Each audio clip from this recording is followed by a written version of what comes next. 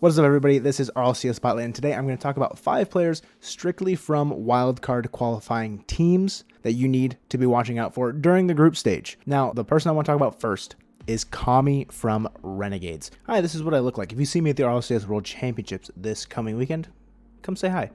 Kami is from a fabled Chiefs esports team in Season 6 that made a miraculous run. If a team was going to make a run like that from OCE, this Renegades team might have the opportunity to do it. Kami is playing his best out of any LAN we have seen him at in a long time, specifically this season. In the fall major, he was well below, I would say, I don't want to say league average in terms of octane rating, but he was towards the bottom.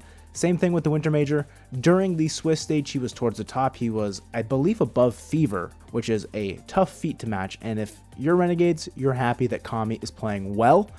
And just watch out for him in the group stage, because if he keeps popping off and scoring goals left and right, Renegades are going to be a problem. Now, before we get into number 4, I do want to preface, I am going to be doing a different person from each team. I don't want to, just cloud this entire thing with Arsenal, Reysbull, Daniel. If I don't mention the specific player that you're thinking of for this team, just know that's why. The 4th player you got to watch out for, Exotic.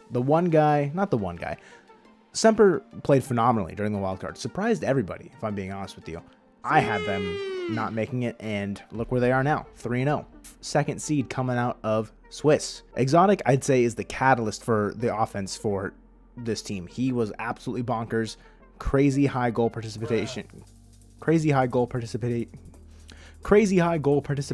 and he just was doing it all over. He was doing everything on the pitch. No discredit to Cassio and Chaussette, but let me tell you, Exotic seemed like he was that dude. Now, third person I'd say you gotta watch out for the most is Itachi from K-Corp.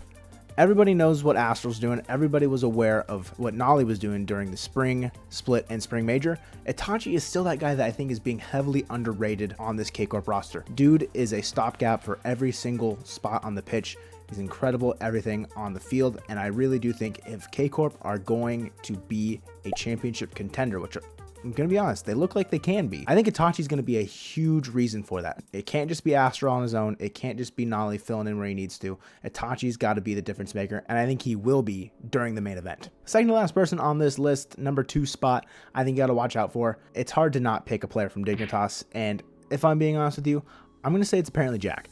We all know what Joyous can do. We all know what AppJack can do, but we've seen Joyous do it at the fall major. We know what he's capable of. We expected it in subsequential lands, and it just didn't happen. AppJack is the number 1 player in octane rating right now, and if he continues playing at that pace, which will be very hard to do because the competition is going to get steeper, Dignitas have a legitimate chance at making a deep playoff run here. Apparently Jack has been scuffling to his standards. He's still a very, very phenomenal player for a little bit now. So if he's back and Joyous is playing like he was and Scrubkilla is still filling in those gaps when he needs to, AppJack and Joyous might just 2v3 this entire competition. Now, I do want to give an honorable mention to the boy Lost on the club. Lost was a player that I wouldn't say that I was low on in terms of what I thought he might do during the wildcard. I didn't have the club making it, and they surprised me by pushing on through. I knew they were a great team, but I didn't know the caliber in which they could play. Lost showed up during this Swiss wildcard event. Him, KV1, and Astronomic, all very, very phenomenal players, but I think Lost will be the difference maker at the end of the day if the club do win some group stage, even some playoff series here. So honorable mention goes to Lost. Now, my number 1 player you gotta watch out for is Reysbull. I know, no V1 player on this list. Don't get me wrong, beast mode. We all know we know what V1's doing. We know what Optic's doing, but I think SSG is definitely the wild card here. Reysbull had just as many goals as Daniel during the Swiss wildcard. Reysbull was absolutely slotting shots in left and right. He was a phenomenal striker during this event so far, and he is the difference maker vocally as well. Reysbull, I was heavily underrating him. Everyone in my comments knows it, and they made sure to let me know that I was underrating Reysbull, and I'm done. I'm done underrating Reysbull. So if he decides to go back into his shell a little bit after I say this, you can blame me for jinxing him. Reysbull is a great player. I'm very happy that Space Station made it through and Reysbull is finally getting his flowers, but it seemed like whenever Space Station needed a play to happen, Reysbull was at the forefront of making sure that it was possible, and I think that's going to continue to happen during the group stage and playoffs for Space Station Gaming. If you guys enjoyed this video, make sure to leave a like, subscribe if you are new, but with all that being said, hope you guys enjoyed the video, and I'll see you guys later. Peace.